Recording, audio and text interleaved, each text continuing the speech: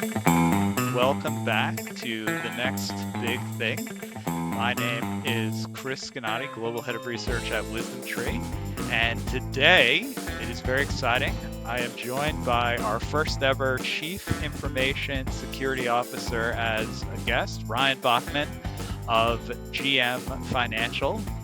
So we're going to have a very, very nice conversation at a time where cybersecurity, look, it's always on the tip of everyone's tongue. It's always an important topic.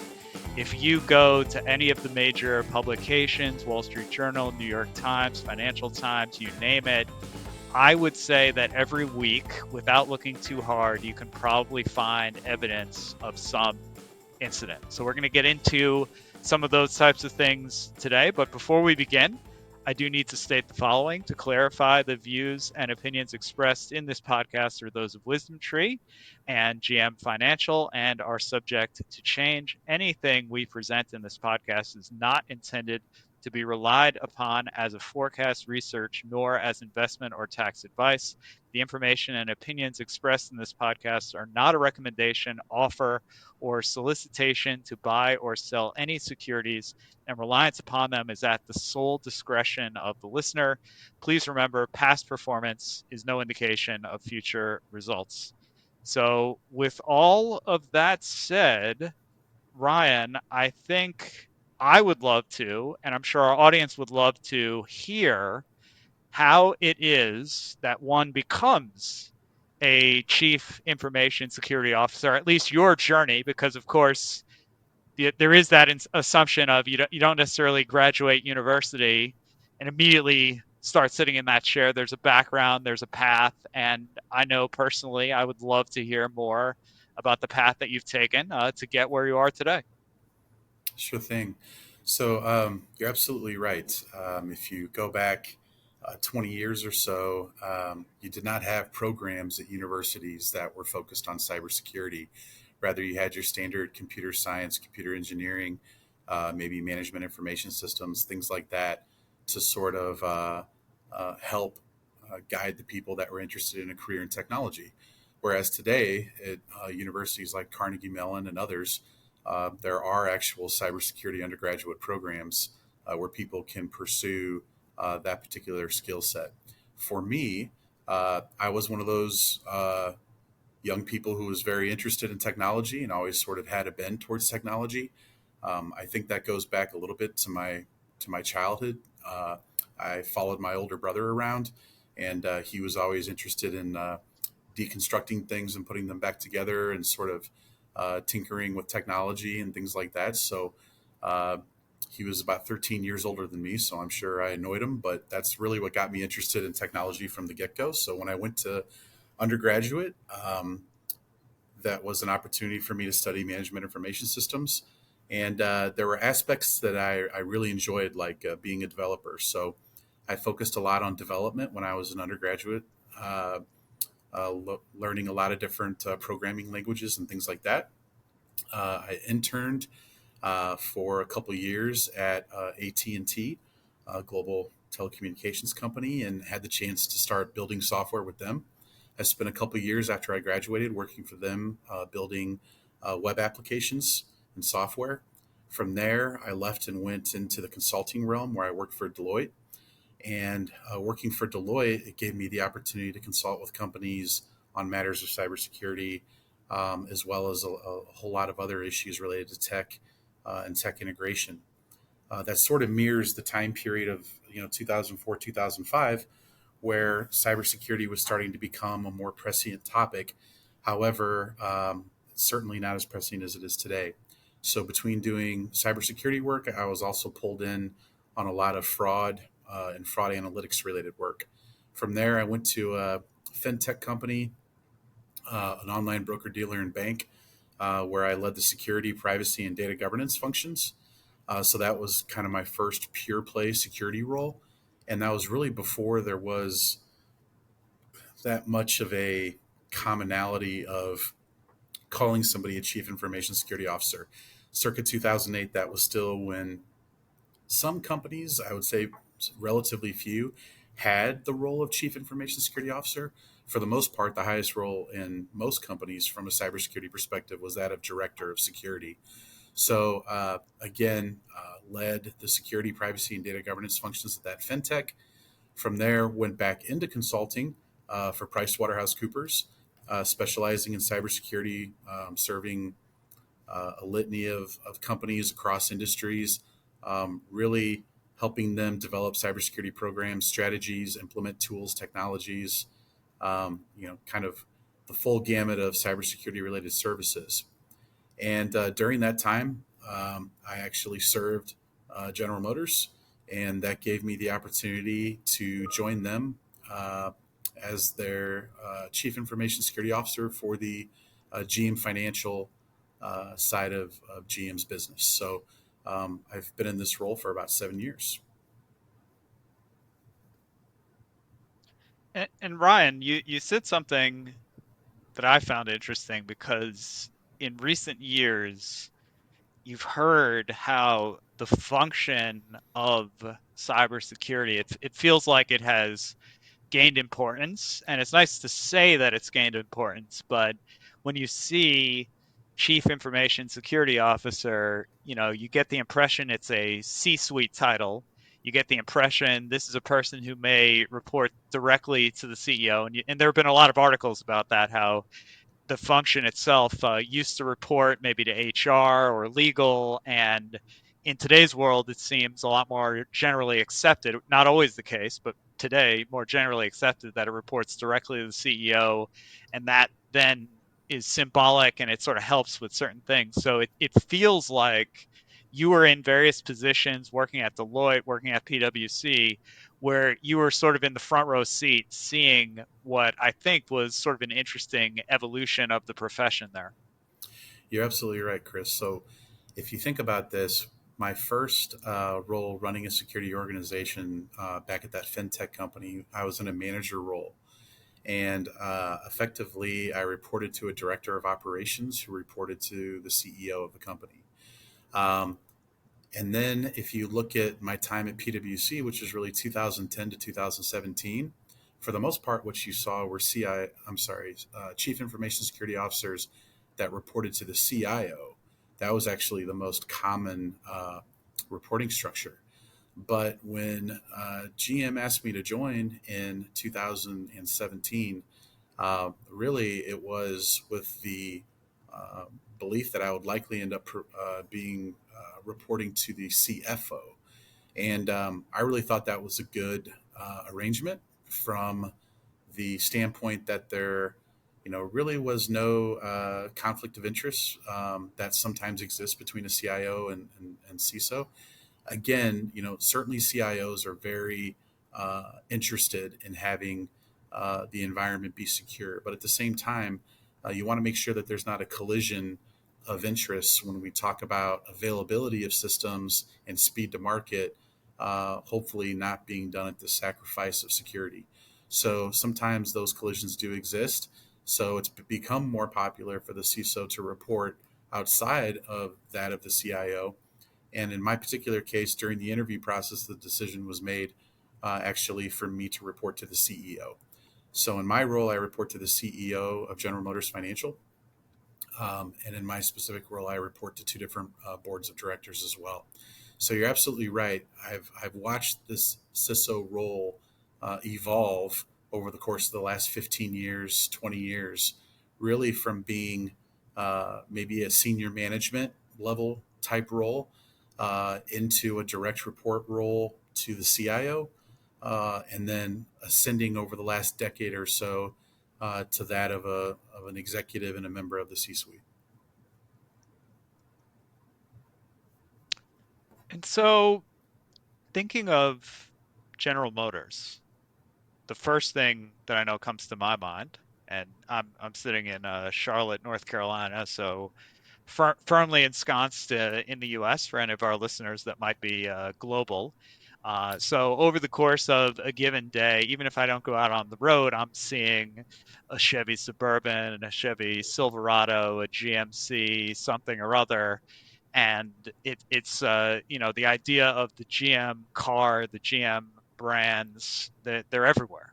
They're some of the most widely owned and widely seen vehicles in the market today. But you step back and you say, okay, that might be General Motors, and Ryan works for General Motors Financial, so it'd probably be helpful for all of us to sort of see what the in your view the relationship is between, say, broad General Motors, which we might have all heard about, and GM Financial, which we may not immediately know exactly what the financial side of the relationship is with the bigger company. Sure. So, there's some very practical business reasons that I'll start with. So, first and foremost, we build vehicles and modes of transportation for consumers, and so, our goal is to build safe, reliable, um, and high performance vehicles for uh, you know anybody in the marketplace who's looking for a vehicle. We want them to think about GM, and we've got a history, dating back 100 years of doing this. As part of that, customers need a way to be able to buy vehicles. Okay, and so they, more often than not, they're going to be financing those vehicles, and so the OEMs, also known as original equipment manufacturers, whether they be Toyota, General Motors, uh, Ford, etc., or even Volkswagen, uh, they want to be able to help their customers be able to afford a vehicle, and to be able to finance a vehicle, because most people still aren't paying cash, or writing a single check for a vehicle. So as part of that, there's the opportunity from a practical perspective to be able to help our customers finance those vehicles. And so in our case, we have GM Financial. In Toyota's case, they have Toyota Financial, etc. And GM Financial is a fully held captive of GM. So if you think of GM and just the size and scope of GM, uh, we have several different businesses under the GM umbrella, of which GM Financial is one of them. So we are part of the GM family of businesses.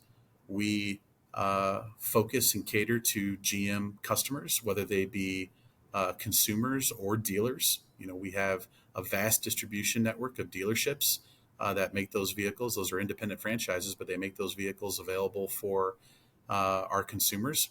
In addition to that, those are businesses that need financial services as well. So we position ourselves to serve not only our customers at the consumer level, but also our customers at the dealer level, to help run their businesses and help make their businesses successful.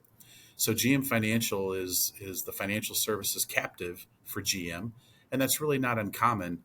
Financial services is um, a very good business to be in, but it's also a very practical business to be in when you want to be able to serve your customers and give them a quality experience that they're looking for. So it's very common for these manufacturers to have a financial services captive. Now, because we're financial services, we're regulated differently than GM manufacturing is. So we have a lot of regulations that we're subject to in financial services, both here in the United States and abroad. Really, anywhere where we operate as a company, and we serve GM customers around the world with GM Financial Services products. So that includes, whether people are looking at loans, whether they're looking at warranty programs, or whether they're looking at insurance products. So we're increasingly rolling out our insurance products here in the United States as well. So I hope, does that answer your question? No, absolutely, because it's amazing how complex, when you start looking under the hood at these big name brand companies, sometimes for legal reasons, regulatory reasons. When you start going into like a 10K or a 10Q, you might realize that you're thinking of GM as one company, and there might be 15, 20, or perhaps even vastly more different legal entities that all sort of wrap up into what we think of as GM. But for all sorts of reasons, you might see a slightly different name here, a slightly different name there. So it's always useful to just get that perspective on, where you're sitting and how it relates to what all of us might think of as the main company. GM Financial in its own right, we are a fully held captive, but we are 10,000 employee or team members strong. So we're a fairly large company inside of a globally very large company, but also we have our own SEC reporting and disclosures as required under U.S. law. So it's if you think about Berkshire Hathaway, and I know a lot of your listeners will be familiar with Berkshire Hathaway. Berkshire Hathaway is a company that's effectively a holding company for you know dozens and dozens and dozens of other companies. So you do see this type of setup in these very large mega corporations, for lack of a better term. Even Amazon is you know uh, you know has multiple different lines of business that effectively operate as their own companies underneath the Amazon umbrella. I would love to make the connection between, say, people like me, outsiders to GM, not having never worked in, say, a chief information security or cybersecurity role, but we have this sort of romanticized image where it's almost like the command deck of the USS Enterprise. If people picture like Star Trek or those sort of space movies, where somehow you're visualizing the network and you see the threats coming in and different things. But at the end of the day, what I realize in starting to speak to people in the industry is it's certainly not like that.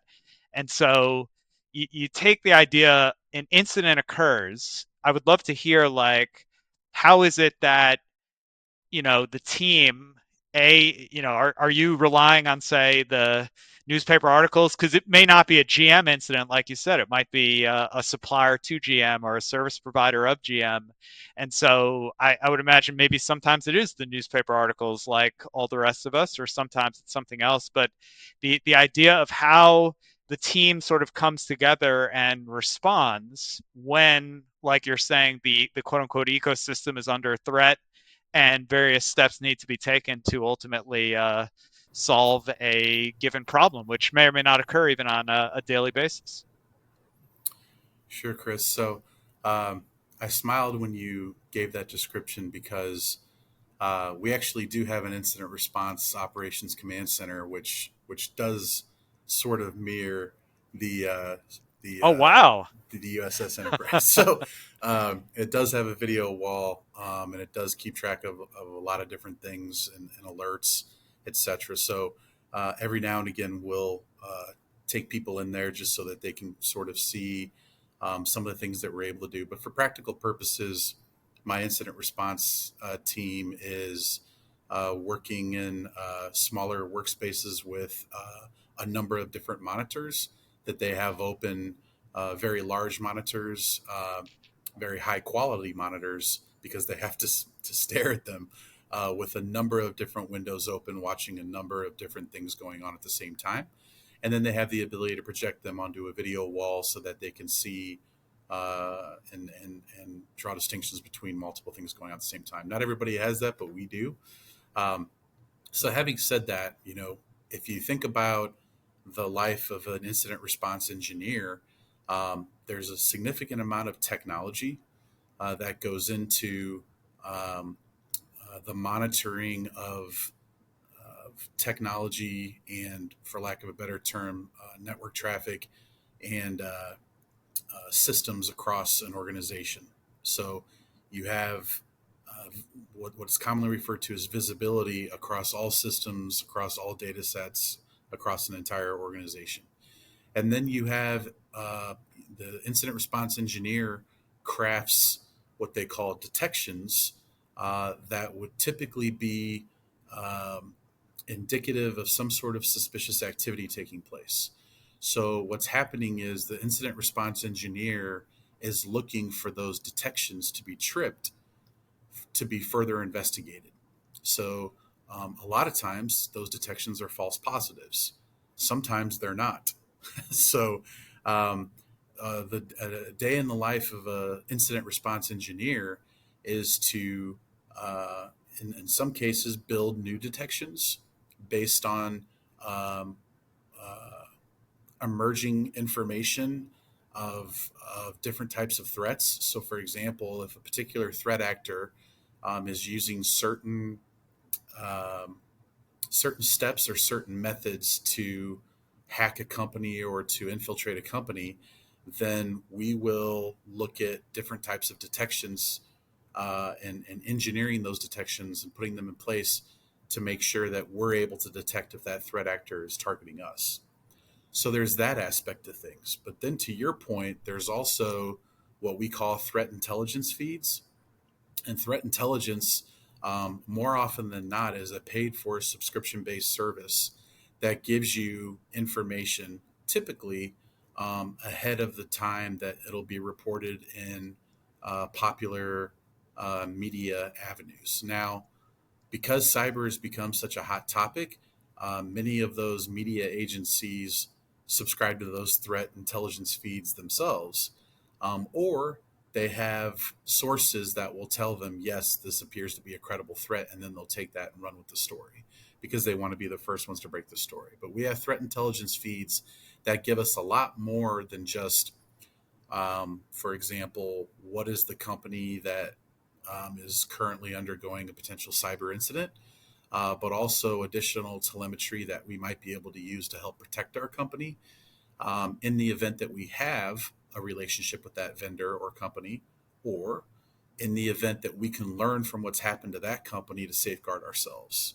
So basically, your security incident response engineer is consuming massive amounts of information from a lot of different avenues to try to uh, discern steps that need to be taken to isolate, um, mitigate, and then eradicate a threat out of the environment.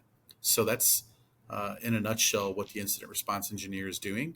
Um, all day long, they're, for lack of a better term, chasing down alerts, indications of potential suspicious activity. And that's in any network that's out there. That's in any system that's out there. Again, sometimes those are false positives, but sometimes they're not. And so the speed with which you can detect, isolate, and then eradicate the threat is what keeps our companies online, what keeps our data safe, and what enables our business to continue to operate. Now, when you say consuming massive amounts of information and thinking about speed of response, where my mind went, and it could be a function of, we're sitting in 2024, every other headline is about artificial intelligence. It seems to indicate that AI could be useful, and you do see a lot of studies and consultant reports and other things that seem to indicate there is a bit of an intersection between AI and cybersecurity and doing things more efficiently. So AI sort of is one of those topics where you almost feel like there's two sides. There's the side where it could be useful, possibly to an incident response engineer or others within those groups, those teams. And then additionally, you also think there could be that push from other employees or dealers or other parts of the network that you have to deal with, the ecosystem that you have to deal with, where those entities might be saying, wow, look at this new cool generative AI this or generative AI that, and we want to use it. And I'm imagining, because every company would have a different policy, but I'm imagining for them to use it, they're probably needing to ask you, and then you and maybe other parts of your team need to come up with a view on, okay, if we're going to use ChatGPT or Gemini or Claude or whatever large language model fits what you're trying to accomplish, to use it in a way where the data is protected or other assets are protected, you got to kind of do this and that. So it almost seems like you might be dealing with AI on two fronts. There might be helping with security, and then it might be your employees demanding to try to use different things. I'd be curious, since it's such a big topic, when you're thinking of AI today at GM Financial, how does it sort of hit your role, hit your job? Sure. So I have to think about it really in three different ways.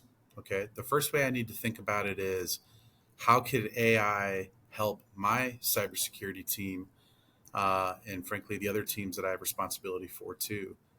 Because in my current role, I have a remit of responsibility that's grown beyond just cybersecurity. So I have to think about how AI can help my organization, what I have responsibility and remit for. I have to think about how it can make us either more efficient, more effective, or both. Then I need to think about how I can enable my business partners to be able to leverage AI to help make them be more efficient, more effective, or both. And then last but not least, I have to manage the risk of both of those stakeholders, my own organization as well as that of my business partners. So I have to look at it from multiple avenues, whereas I think many business leaders and executives are looking at it more just from the how can I be more efficient, more effective avenue.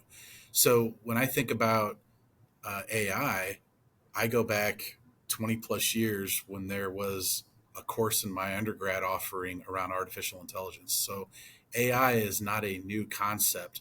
The promise of AI and the capability for AI has exploded over the last few years into a lot of different potential applications that can help drive efficiencies and effectiveness within organizations. So I need to be able to think about this in terms of how I can enable it and secure it, as opposed to and balancing that with how can I manage that risk. The reality is that I think where a lot of companies find themselves right now is extremely excited and thirsting for the promise of what AI might be able to deliver. We already see some things that it can do with some degree of efficacy. When you think of very large technology companies and vendors that are offering this as a service, whether you look at Microsoft or Google or even Apple, you know, they're trying to train up their LLMs, and smaller companies and vendors are trying to do the same thing. They're trying to build their own LLMs that they can turn around and take to market and try to build revenue and streams off of and deliver enhanced customer experience and all those things. But it's sort of one of those things where I think people are excited at the prospect of what AI might be able to do, and I think they're they're further tempted by what AI can do today, which, to be honest, is a lot more limited on an enterprise level than what I think a lot of people realize. So you see a ton of investment going into the startup space around anybody who's saying they can do AI in anything. And in reality, you have these LLMs that are being developed and built using everybody else's data. And there's a race to get that data and to make that LLM more robust and larger and more significant. That I think it's going to be very interesting to see how this plays out, because the promise of the value that it might be able to bring hasn't quite met the value of what it brings today. But I think people are very optimistic that it's just a matter of time. So it'll be interesting to see how it unfolds with these mega corporations like Microsoft, Google, even Oracle, and Amazon and others that already consume and have massive amounts of information on massive numbers of people and companies around the world, and how they're using that to train their LLMs to bring better value.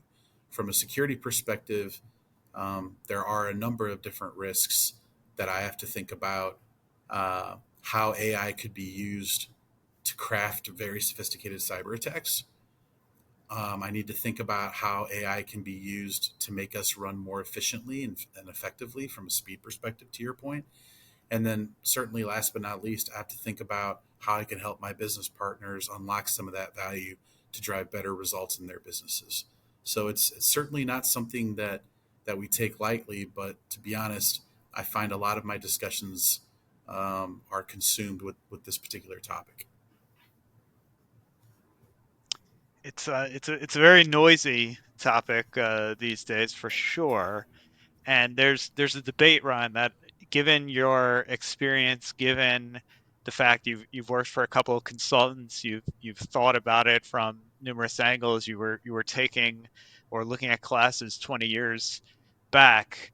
when you compare one avenue that's currently under discussion, which I'll call it the meta avenue, where it's basically you have a large language model and you open source it. So in theory, you put it out there, and anyone with the appropriate knowledge and wherewithal can take it, customize it, use it for whatever they want, and maybe they deploy it on premise within their own organization. They're only using their own data, and all aspects are completely under their control. So it's sort of this idea of the open source customized uh, avenue. And then the other avenue, which you definitely refer to, is giant companies hoovering up as much data, in some cases, the entire internet's worth of data, and the model is most certainly not in your control. You're paying a certain amount depending on what you're seeking to do and the customizations that you're asking, whether it's Microsoft, Google, OpenAI, whatever it might be. And you sort of go down that other path where the model is sort of external, but you're paying to use it. And I'd be curious to hear how someone in your position thinks of that juxtaposition of the open source movement versus the more closed source giant company avenue. Sure. Open source has unlocked a ton of value just in general when we think about building applications and we think about, um, uh, for lack of a better term, being able to democratize tech and be able to move it forward and make it, make systems development and deployment faster and with increased capabilities. Now, when I think about AI and I think about open sourced AI, um, you know, as a financial services company, we are very heavily regulated when it comes to security and when it comes to privacy. And so there's oftentimes you'll see advances being made from a tech perspective, and the regulations haven't been able to keep pace with those advances in technology. And one of the things we have to think a little bit about is if an organization, and I'll use a different organization. I'll use um, Barclays, right? Barclays Bank, global bank. If Barclays wants to use open source information, oftentimes they're going to have to put their information into an open source model in order to be able to take information and learnings out of that open source model. That's a pretty risky proposition when you think about it, because at some point, even if they try to de-identify the data on the Barclays side, or if the open source model that they're going to put it into is saying that they're going to de-identify the data, you're effectively intermingling data, and that does present risk for a company like Barclays, both from a security and privacy perspective. And I think it would for any other company that's out there. Um, and yet, if you were to not use open source and you were to, let's say, go try to build your own LLM, to go try and build your own AI capability internally, it's only going to be as good as the data that you already have within your own company, and you're not going to necessarily be able to harness that value. So I think it does present an interesting dichotomy there. From where I sit today, um, I don't see myself as making the decision on whether to use open AI or not. I'm sorry, open sourced AI or not, as much as I look at it and say, okay, how can I manage the risks as I see them and as other people in my profession see them? And how can we try to predict a little bit about what's likely going to come around relative to privacy regulations? Because again, there's always a lag between a technological capability or incident and the regulations that follow. So when, I don't even think it's a matter of if, but when there is a major security incident that's well publicized that's impacting one of these AI platforms, you're going to very shortly thereafter see regulations that follow.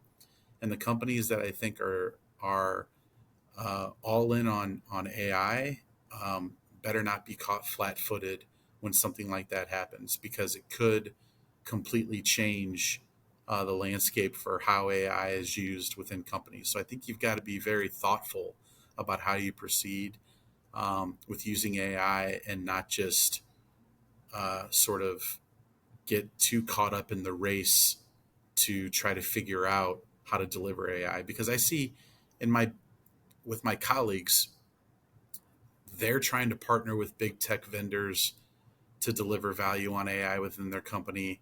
And then they're also experimenting with AI on their own, and they're investing significant amounts of money, and their boards expect them to.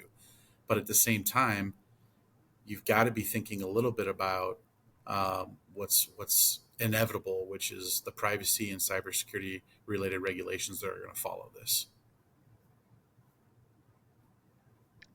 And because GM is such a global company that you've alluded to, you just made me think of something, Ryan, how essentially and I lived in Europe, London specifically, for 5 years, and I was putting boots on the ground in 2018 when the GDPR, which sort of relates to the privacy rights of data within sort of the European construct.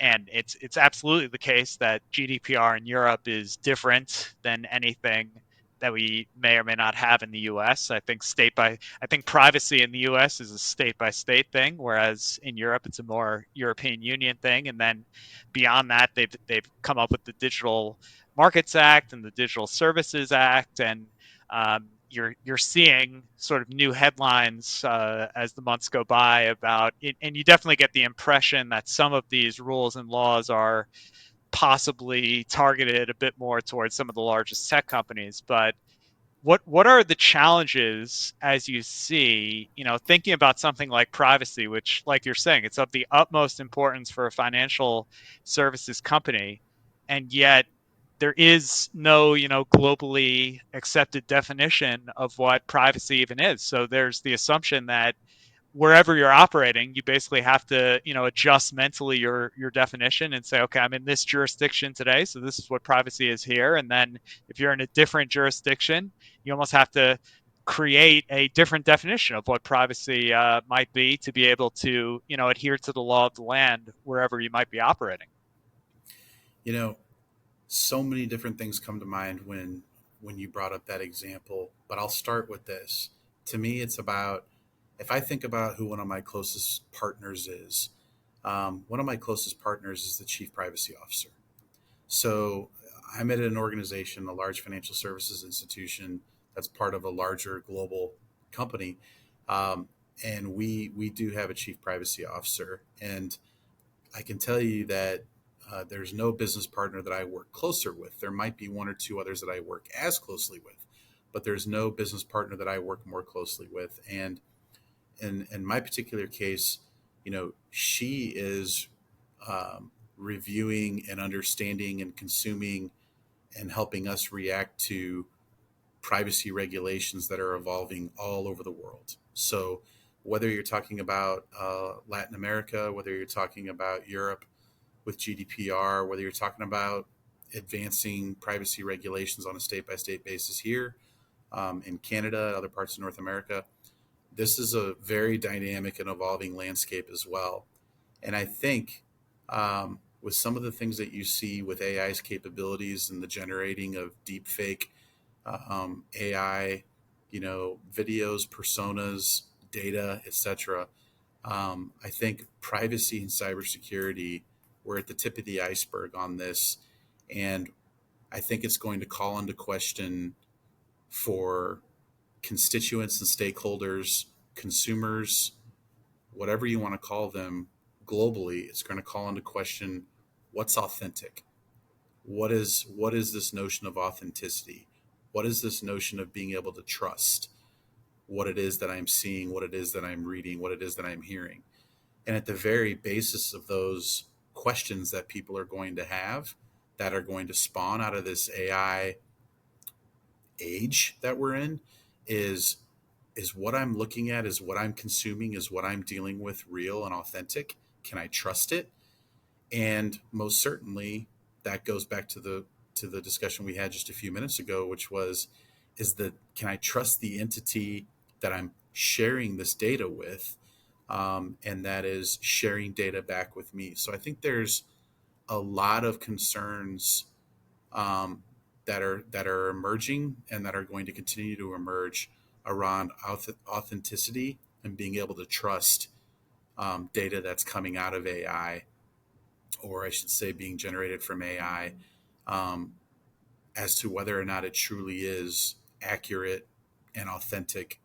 And I think we're at the tip of the iceberg on that. So there's so many different ways to be able to look at this, but I see privacy and cybersecurity being relied on even more in the future to help establish that trust uh, for companies and for individuals alike. And as we're doing that, and I feel like in having a conversation with somebody from GM Financial, we'd be remiss, and we wouldn't want the audience to have to walk away without us at least touching on the vehicles here, sort of the foundation, and recognizing we're seeing on the vehicle side this transformation, this evolution where it feels like the vehicle itself is becoming more and more like a computing platform with wheels. And so in the past, you can go back a certain amount of time in history, you would assume that the car, you turn the key, everything's basically mechanical, you hit the button for the radio, and that's it.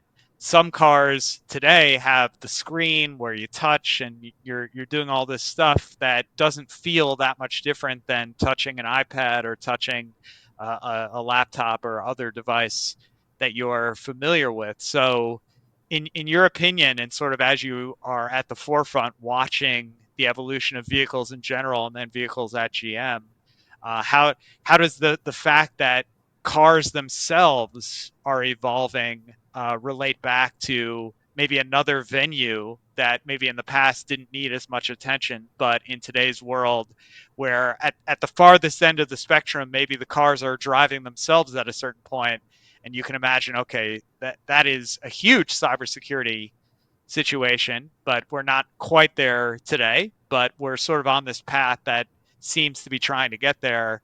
And as you're going along, you probably have to think about security every single step. You're absolutely right, and there's I think a few different questions in there. Let me take a stab. When when you think about, sometimes I think about a watch, and I think about the popularity of a watch, a mechanical movement, whether, pick your favorite brand of watch. So a mechanical movement watch like a Rolex or a Patek or whatever it may be. This is, there's still an appreciation for the mechanical movement watch. In addition to, um, there's an absolute appreciation for an Apple Watch, for example. People love their Apple Watches and they love the additional functionality that it brings. If you look at the evolution of vehicles going from largely mechanical based vehicles, um, and even if you want to go one step further, internal combustion engines, and moving more towards a battery and electric vehicle powered future, and you think about the evolution of the in vehicle experience, it really started with uh, the use of a system computer to help troubleshoot problems and identify problems with the mechanical workings of the vehicle itself. And it's evolved over time to include creating a more enriching and better, and quite frankly, meeting the demands of the consumer of the in vehicle experience. And so software and those schematics have become more and more important, I think, across every single car maker's lineup, with the exception of maybe your ultra high end performance vehicles that are really meant more for track purposes and things like that. But as far as daily drivers and the vehicles that consumers use every single day, and working people use every single day, uh, they want a lot more of those comforts and capabilities within their vehicle. With that, you're absolutely right. It's become a safety issue. So step back for a second and think about that. A safety of a vehicle used to be confined to the mechanical underpinnings of the vehicle and the vehicle's performance in the event of a collision or crash, and keeping the occupants of the vehicle safe. And now it has gone beyond that to, okay, how can you ensure the safety of the vehicle when the vehicle is running effectively software and computer systems that are that could potentially be able to be exploited by somebody who wanted to do harm. And that was illustrated, I think, about 6 or 7 years ago by a couple of security researchers, Charlie Miller and Chris Vilsack. They did an episode on 60 Minutes where they showed their ability to control a vehicle while not being inside the vehicle. And I think for many car companies, that was a wake up call to focus more on security of the vehicle from a uh, from a technology perspective. So I think GM was ahead of the curve because they were already heavily focusing on product security, and I can tell you that that remains a very sharp focus today on how to secure the vehicle uh, from a uh, from a hacking perspective, because it's seen, quite frankly, as a matter of safety, not unlike keeping the occupants of the vehicle safety in the safe in the event of a collision.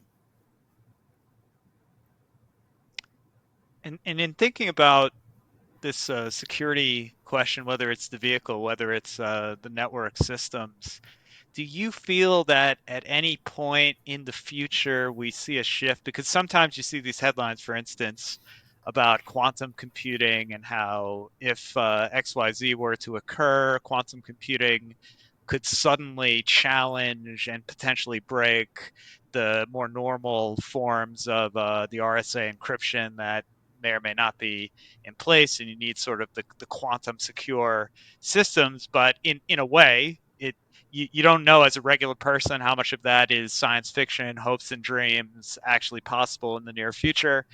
And what you tend to see mostly is such and such person. So the risk sort of always comes back to a person. Maybe they didn't pay attention to their at Wisdom Tree, we're a financial company as well, so we have to undertake cybersecurity training and various things. So somebody forgets to pay attention, clicks on a nefarious link, and suddenly the ransomware starts downloading. So again, it wasn't the system itself failed, it was the person failed to remember their appropriate training. So you have the source of the main risk being a person, a human, and then a source of the main risk being an incredible technological capability, something like a quantum system, often portrayed in movies, but not necessarily up to snuff in real life.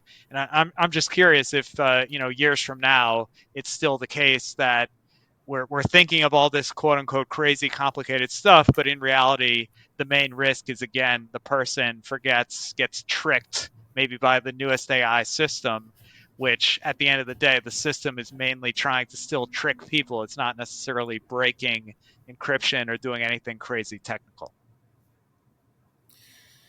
Yeah, I I think that there is a propensity to, um, or at least there is a danger of getting so focused on some what I would call edge case type vulnerability or edge case type scenario that would be very difficult um, to perpetrate or to execute.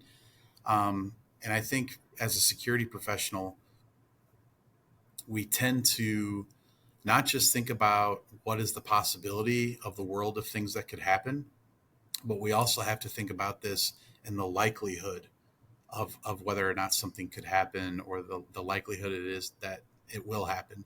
We don't have the resources to think about every possible way, um, to mitigate every possible eventuality.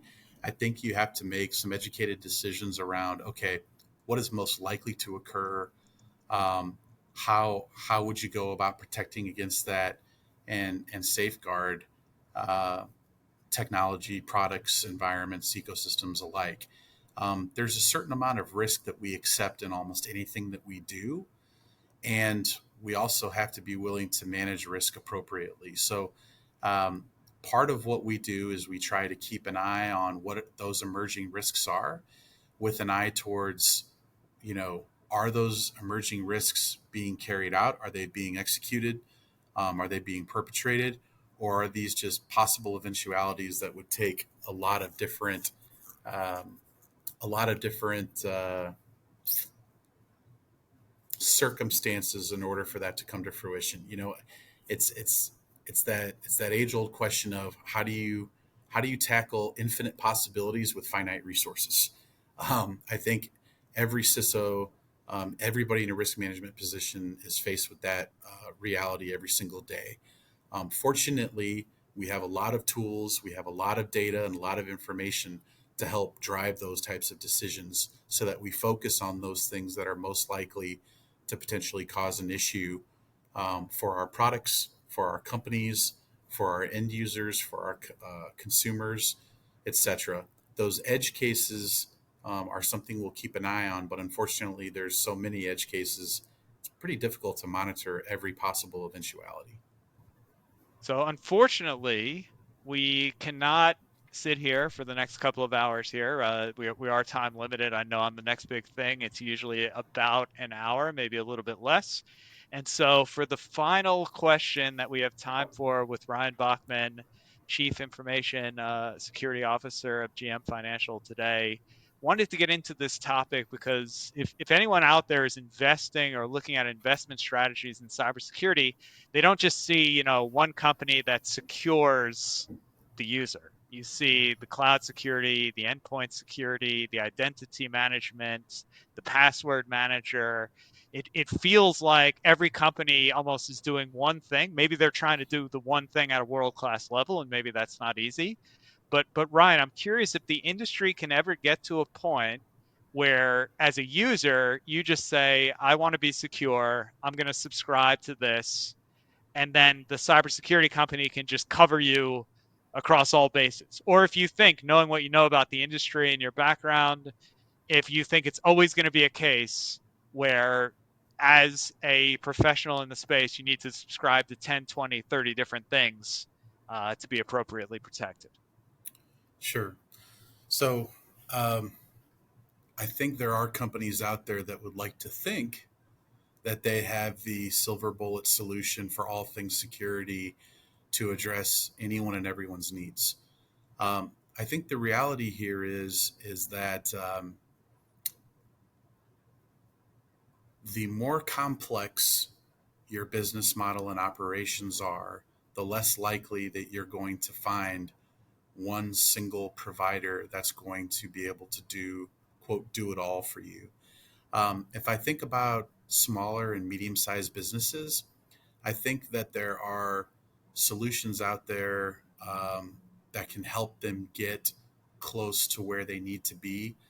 Um, but but to say that they're going to solve the cybersecurity challenge for them entirely, I think is maybe a little bit false advertising. So if I think about enterprise level companies, so those would be, larger companies, let's say Fortune 1000, and maybe even larger, or let's just say anything, let's say north of $50 million or $100 million, in revenues. Typically, that size of a company is going to need, a multitude of different types of tools and technologies to manage the different types of operations and things they're trying to do as a company. So so I guess that might be the bad news, so to speak, that there's not just a one-stop shop where you can get everything you need and be on your way. But to me, I think if you look at where is innovation happening, innovation is typically happening in that startup ecosystem. Um, and at least as it relates to tech and cyber, it's a lot of times happening in that startup ecosystem. It's not necessarily happening as much um, in the larger technology companies. It's not to say it's not happening at all. I would just say that oftentimes what you'll see is the R&D and the investment going into those startup ecosystem and then the big tech companies going in and acquiring those startup companies to bring that innovation in house as soon as they think they have a viable product. So you're seeing a massive amount of that activity in the cyber, AI, and technology space, but especially in cyber and AI. So many investment dollars have been flowing into that ecosystem, and now the very large tech companies are trying to capture some of that innovation and build market share by acquiring those companies. But I think as long as we have innovation occurring, that's a really good thing, and I think that that feeds that startup ecosystem. Um, and I think that that's going to be very important. So, in my own right, while a particular vendor might come to me and say, "Hey, we can do it all," um, more often than not, if you look closely at what they provide, they're not providing the best capability or the best services. And just like any company, they will make their choices on where they invest their finite resources. Even a large company like Microsoft or Apple or others, they're not going to invest equally across every single product that they have. They're going to invest more in some products, less in others. And typically, where you see less investment is where you're going to see a product atrophy and maybe not provide the capabilities that you're looking for. But rest assured, there is another company that's out there in the ecosystem that provides, a lot of times in the startup ecosystem, that provides better capability than the one that the larger vendor will provide. So, again, my hope is that the innovation continues in that startup ecosystem, because I think that's where some of the greatest innovations are happening, as opposed to it all being relegated to the very large tech companies that say, yeah, hey, we've got it all covered, one stop shopping. And in reality, when you look at it, maybe they do some things well, maybe they do some other things maybe not as well. But if you're a smaller, medium sized business, it is a daunting endeavor to think about how to solve this issue. I think you need to look at where you can get the best bang for your buck. And a lot of times, and I'll make a shout out here to small business IT shops that provide services that cater to IT businesses.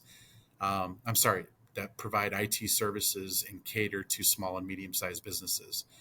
I would consult with your IT provider to help determine what that best uh, what that best solution is to safeguard your company, um, as opposed to relying on those big shops to tell you, hey, just buy all of our products and that'll solve all your problems. I would really go to your IT services provider if you're a smaller, medium sized business. So we'll have to, unfortunately, keep thinking of all these different companies doing all these different things, but there is, part of the logic of saying, look, if you want the best cloud security or the best email or the best whatever fill in the blank might be, you can't necessarily expect any single company can be the best on all fronts, because it's a quintessential game here where you need to continually improve. The hackers, the nefarious actors, they are continually improving, so the defenders need to do the same. But that's really all the time we have with Ryan Bachman, Chief Information Security Officer of GM Financial. It's been a pleasure. Our first episode with a Chief Information Security Officer. We'll look to do more in the future. Every business is different, but join me in thanking Ryan for joining us today. And I'm sure Ryan would echo me in thanking our audience. Please keep coming back to us. We are going to keep trying to get very interesting and diversified guests as we move through the summer and into the fall of 2024. But other than that, take care and thank you again for joining us today.